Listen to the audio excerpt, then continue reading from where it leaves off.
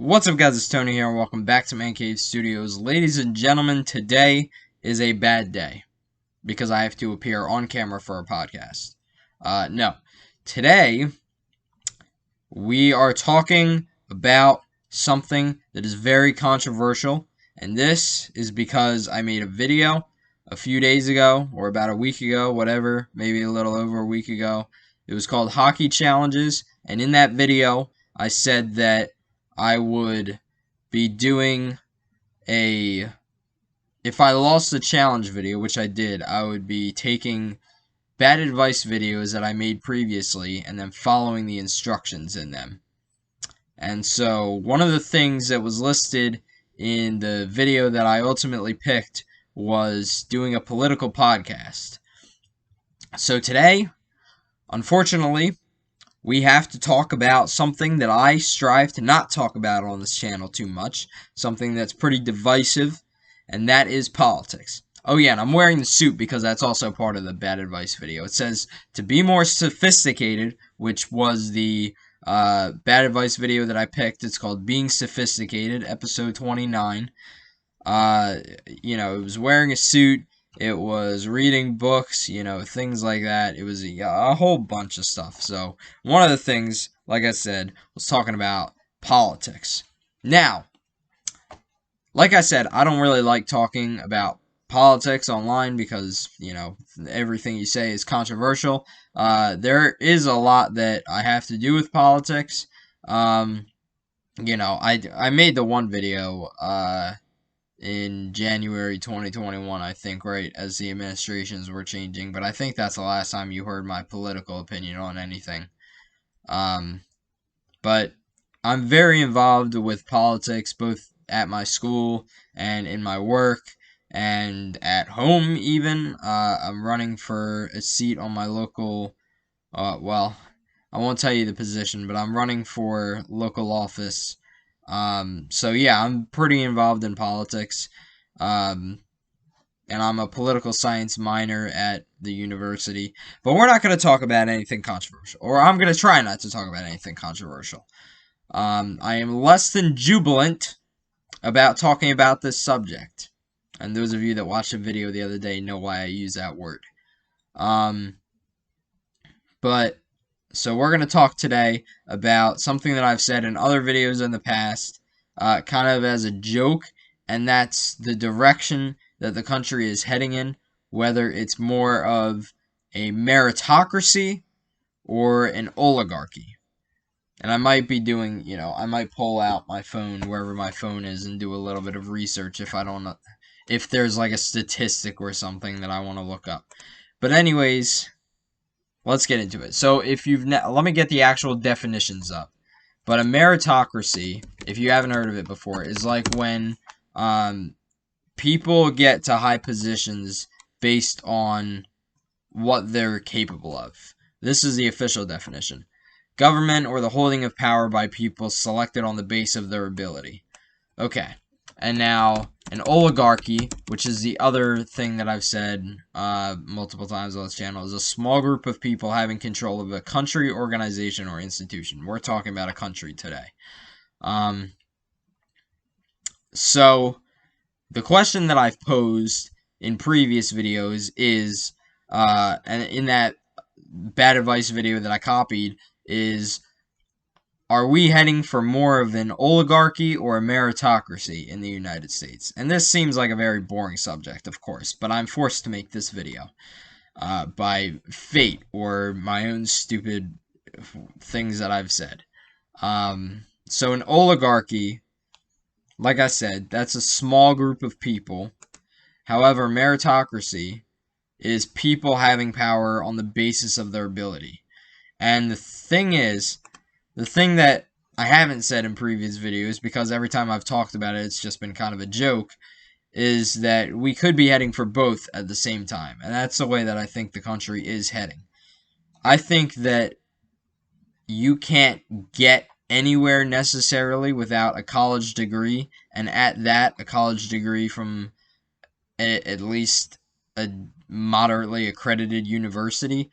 Whereas before, if you went to college, I don't know, even I guess, half a century ago, if you went to college and you graduated, you were guaranteed a decent job.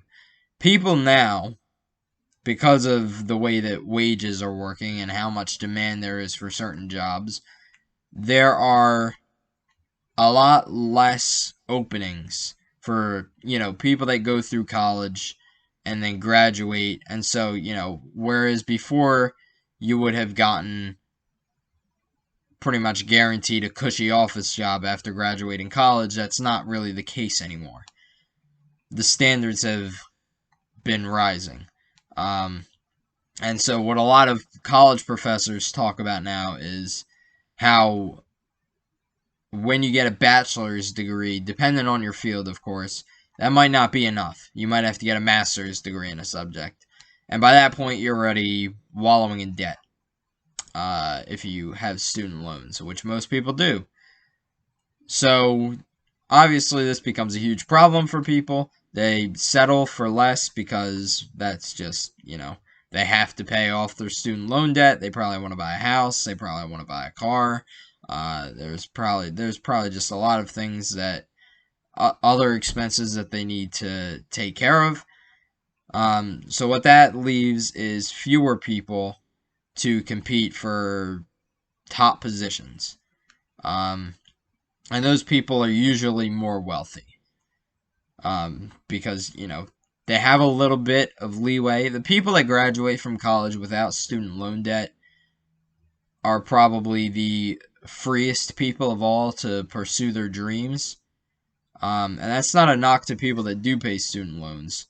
But, I think it would be hard to find someone that said life is fair all the time and completely anyway. And this is kind of just an example of it where you see people that graduate from college fall under two categories, and one category is typically more successful or has a chance to be more successful than the other just because of their wealth or their parents' wealth. And again, there's nothing wrong with that. You can't help being born into a wealthy family or a poor family. But the point is, fewer people now are competing for, those positions in government. And I'm not just talking about Congress, but even local legislatures, like the state legislature, township council even. I wouldn't say school board because people don't usually spend that much money on school board races. County commissioner seats, things like that. Those positions are typically held by people who had the money to run an election because they didn't have any other payments. They weren't up against the wall. They weren't in debt. They had a little bit of freedom that if, at the beginning of the campaign, they said, hey, I can run for office because I have the money to do so. And that's why those people typically get elected. And sometimes people get elected who don't have that much money, who build massive grassroots campaigns, but it's not that common. The thing about government is that money runs government completely and absolutely. And when I say that, I mean that the people in the country, and by the country I mean the United States, but also other countries, people in a country who own the most wealth in capitalist societies own the most power also. And part of what you saw in the video the other day is that I'm reading this book. It's called The Power Broker by Robert Caro, and it's about this guy, Robert Moses, who was basically the chief architect of making New York kind of the city that it is today. Or he at least, he started on it. He built a lot of parks. He built a lot of highways. He built beach areas on Long Island, or, made them accessible to the public. And the reason why this guy became so powerful, and he was most power he had was in the 50s and 60s. He was basically running the city at that point, even though he wasn't the mayor. He was running the city because he had a lot of money. Not him personally. He didn't take any money. But the authorities that he owned had a lot of money accredited to them. And the city couldn't do any projects because it was always running up against a deficit. So what happened was, he was basically, after there was a mayor who wound up resigning, I think, and then in his place was someone who was clearly not qualified to be mayor. So for a span of about 5 years, I think it was, Moses was kind of the mayor of the city because he had most of the money. And so what that kind of shows is that,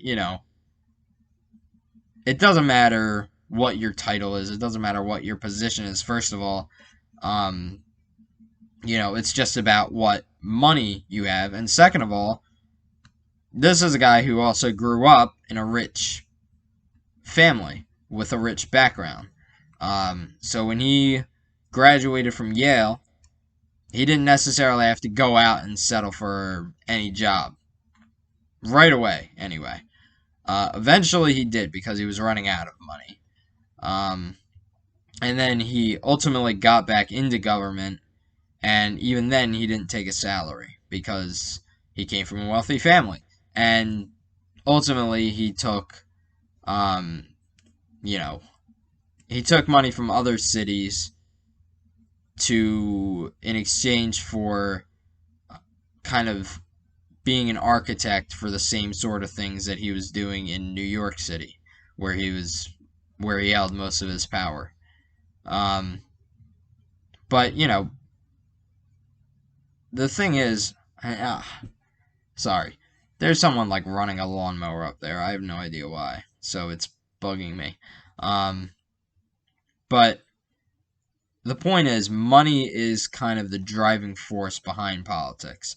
And if you don't have it, then you can't succeed. Simply, it's as simple as that. So when you ask about, is it more of an oligarchy or meritocracy, I would say it's both. Because first of all, on the side of oligarchy, there are only a few people who have the money capable of fulfilling positions, meaningful positions in government, like being members of Congress or state legislature. And in fact, there was an election in New Jersey where a little-known truck driver, basically, won an election against basically the political machine in a state legislature race last year, 2021, in the, we had our governor election last November, and it was the same election. And it was, it was national. Like, it became a national story that this little-known truck driver beat this big money-spending political boss. And the guy that he beat was I think he was the Senate Majority Leader, the state Senate Majority Leader.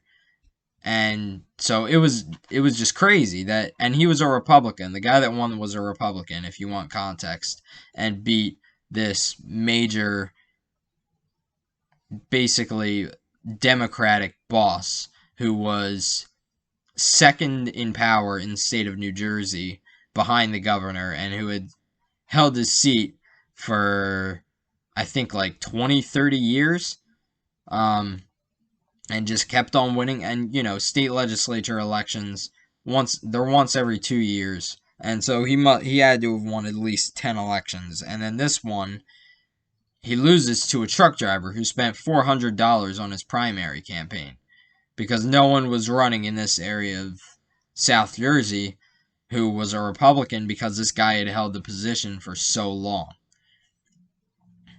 And so that was the point that I'm trying to make, is that made national headlines because it never happens.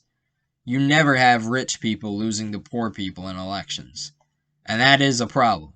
I'm not saying that, you know, it's bad that this happened because he's a Republican and I'm a Democrat. I'm saying that it's insane that it happened because it never happens, no matter what party.